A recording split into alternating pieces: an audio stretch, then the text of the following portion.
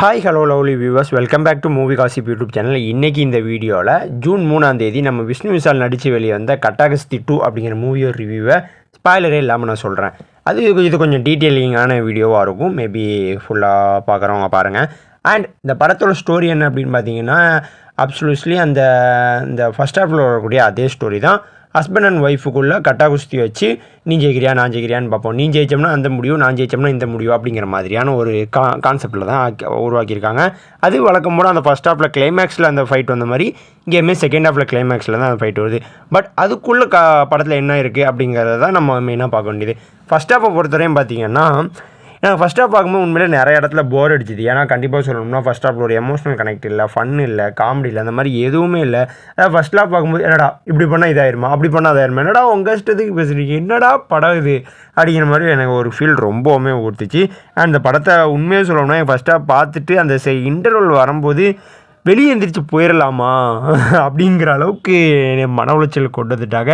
ஏன்னா அந்தளவுக்கு ஒரு ஜஸ்ட் ஒரு கமர்ஷியல் ஒரு பார்க்குறவங்கள ஏதாச்சும் பண்ணி என்டர்டெயின் பண்ணிடணும் அப்படின்னு அதாவது இந்த ஷோஸ்லாம் பார்ப்பாங்க தெரியுமா. அதாவது நம்ம ஏதாச்சும் ஆன் த ஸ்பாட்டில் நம்ம ஏதாச்சும் பண்ணி இம்ப்ரெஸ் பண்ணணும் அப்படின்னு சொல்லிட்டு கொஞ்சம் லூஸ் தனமாலாம் நிறைய பண்ணுவாங்க. நடுவில் நல்ல காமெடிலாம் ஒர்க் அவுட் ஆயிரும். அந்த மாதிரி எல்லாமே ஆன் த ஸ்பாட்டில் பண்ண மாதிரியான ஃபீல் ஆச்சுட்டு, நீங்கள் கிட்டத்தட்ட ரொம்ப வருஷமாக உட்காந்து கதை எழுதி ஒரு படப்பட்டிருக்கேங்கிறதே மறந்துட்டீங்களடா அப்படிங்கிற மாதிரியான ஒரு ஃபீல் தான் எனக்கு இருந்துச்சு.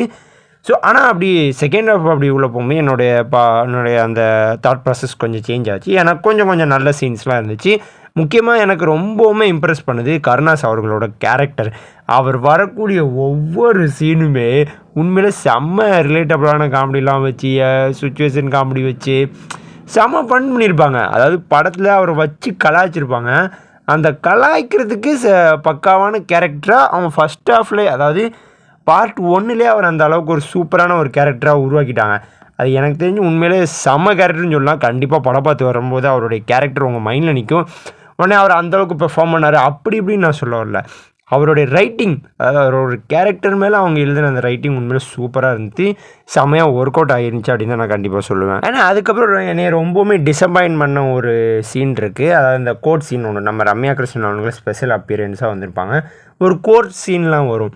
அந்த கோர்ட் சீனில் அதாவது இந்த மாதிரிலாம் ஒரு கோர்ட்டு இருக்குமா, இந்த மாதிரிலாம் ஒரு ஜட்ஜு பிஹேவ் பண்ணுவாங்களா, இந்த மாதிரிலாம் ஒரு கோர்ட்டுக்குள்ளே நடக்குமா அப்படிங்கிற அளவுக்கு கண்டமேனிக்கு ரைட்டிங் பண்ணியிருக்கிறதுலாம் கொஞ்சம் அக்செப்ட் பண்ணிக்கவே முடியல. இதை நான் அப்பப்போ மைண்டில் ஏற்றிப்பேன். நம்ம பார்க்க வந்தது ஒரு கமர்ஷியல் மசாலா படம் அப்படிங்கிறத மைண்டில் ஏற்றிக்கிட்டு தான் நான் படத்தை பார்க்குறேன். இருந்தாலுமே என்னால் நிறைய விஷயங்களை அக்செப்ட் பண்ணிக்க முடியல. ஸோ அந்த மாதிரி விஷயத்தையெல்லாம் கொஞ்சம் குறைச்சிருந்துருக்கலாம். நிறைய ஓவராக இது பண்ணுற மாதிரியான சீன்ஸ்லாம் இருக்குது. அதெல்லாம் கொஞ்சம் கம்மி பண்ணியிருந்தீங்கன்னா கண்டிப்பாக சொல்கிறேன். எப்படி சொல்கிறது, எல்லாராலையுமே, அதாவது மூவி கிரிட்டிக்ஸாலையுமே பேசப்படுற படமாக இருந்திருக்கு. ஏன்னா ஃபஸ்ட் ஹாஃப் அப்படி தான் இருந்துச்சு. ஃபஸ்ட் ஹாஃபில் அவர் டேரக்டரோட ரைட்டிங் உண்மையிலே எக்ஸ்ட்ரானரின்னு சொல்லலாம். நிறைய பேரால் பாராட்டப்பட்டுச்சு.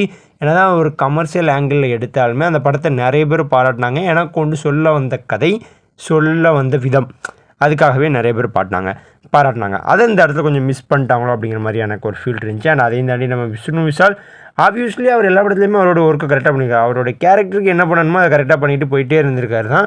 இருந்தாலுமே அதே மாதிரி தான் இதுலேயுமே சூப்பராகவே பண்ணியிருக்காங்க. நம்ம ஐஸ்வர்யா அவங்களுமே சூப்பராகவே பண்ணியிருக்காங்க. அண்ட் எனக்கு ரொம்ப பிடிச்சது அந்த கட்டாகுஸ்தி கடைசியாக ஒரு ஹஸ்பண்ட் அண்ட் ஒய்ஃபுக்குள்ளே கட்டாகுஸ்தி நடக்கும். அப்போது ஒரு கேமரா ஒர்க்கிங் இருக்கும் பாருங்க, எக்ஸ்ட்ரானரியாக பண்ணியிருப்பாங்க. அதாவது டிஃப்ரெண்ட்டாக இருக்கும். நமக்கே அதை பார்க்கும்போது செம்ம இன்ட்ரெஸ்டிங்காக இருக்கும். அவரோட கேமரா ஒர்க் உண்மையிலே சூப்பராக இருக்குது. கேமராமேன் யாராக இருந்தாலும் உண்மையிலே வேறு லெவல் செம்மையாக அவங்களோட ஒர்க் சூப்பராக இருந்திருக்கு.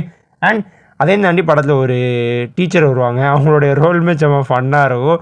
அதெல்லாம் தேட்டரில் நிறைய குபீர் சிரிப்புலாம் தளபதி ரெஃபரன்ஸ்லாம் ஒன்று வச்சுருப்பாங்க. அதாவது எனக்கு ஃபஸ்ட்டு அதை நான் இன்ஸ்டாகிராமில் தான் பார்த்தேன். அவங்க டான்ஸ் ஆடுறத தளபதி ரெஃபரன்ஸ் வச்சுட்டாங்க. நிறைய பேர் கமெண்ட் பண்ணிக்கிட்டு இருந்தாங்க, இப்போ உள்ள படங்களில் தளபதி ரெஃபரன்ஸ் இல்லாமல் படமே வர்றதில்லை அப்படிங்கிற மாதிரியான. பட் எனக்கு என்ன தோணுச்சுன்னா, அவ்வளோ கலாய்க்கிறாங்கடா அப்படிங்கிற மாதிரி ஒரு ஃபீலாக இருந்துச்சு. பட் அதெல்லாம் ஓகே இருக்கட்டும். ஒரு ஃபன்னாக பார்க்கும்போது சூப்பர் செம்மையாக இருந்துச்சு. ஆனால் அதே மாதிரி தளபதி ரெஃபரன்ஸ் அப்போ ரிலீஸ் ஆன டார்க் மூவிலையும் வச்சுருக்காங்க. அந்த ரிவ்யூ நான் பின்னாடி கொண்டு வரேன். அண்ட் கண்டிப்பாக சொல்கிறேன், ஒரு ஃபேமிலி என்டர்டெய்னிங் மூவி தான். ஃபேமிலி என்டர்டெய்னிங் மூவி தான். கண்டிப்பாக நிறைய ஃபேமிலியாக போய் பாருங்கள். கண்டிப்பாக உங்களுக்கு சாட்டிஸ்ஃபையிங்காக வெளியே வருவீங்களா இல்லையான்னு தெரில. ஒரு ஜாலி மூடில் வெளியே வருவீங்க. ஏன்னா செகண்ட் ஹாஃபில் நிறைய ஃபன் சீன்ஸ் ஒர்க் அவுட் ஆகிருந்துச்சி, நிறைய காமெடிலாம் ஒர்க் அவுட் ஆகிருந்துச்சி. அதுவே படத்தோட பெரிய ப்ளஸ்ஸாக நான் சொல்லுவேன். அண்ட் கண்டிப்பாக சொல்கிறேன், நீங்கள் தேட்டருக்கு போனீங்கன்னா உளுந்து சிரிப்பீங்க. எக்ஸ்பெஷலி அந்த செகண்ட் ஹாஃபில் மட்டும் நல்ல ஒரு என்ஜாய் பண்ணுற மூவி தான். இந்த லாஜிக் மிஸ்டேக்ஸ் எல்லாம் கொஞ்சம் ஓரமாக வச்சுட்டு ஜஸ்ட் ஒரு கமர்ஷியல் மசாலா படம் பார்க்க வந்திருக்கோம் அப்படிங்கிற ஒரு மைண்டை ப்ரிப்பேர் பண்ணிட்டு போங்க. அதுதான் கரெக்டாக இருக்கும்.